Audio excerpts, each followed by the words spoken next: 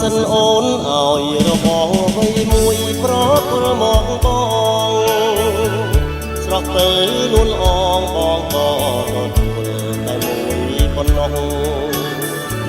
តួអូនឲ្យច្រើនស្ទើរតែរាប់កំអងបងក៏ទទួលដោយស្មោះតែបងក៏ទទួលយកត្រឹមមួយប៉ុណ្ណោះជាទ្រព្យធម្មតាប្រចាំជីវិតស្លាប់រស់មិនគិតរក្សាឲ្យគង់គឺជាស្នេហាដែលអូនប្រគល់ទុកឲ្យប្រ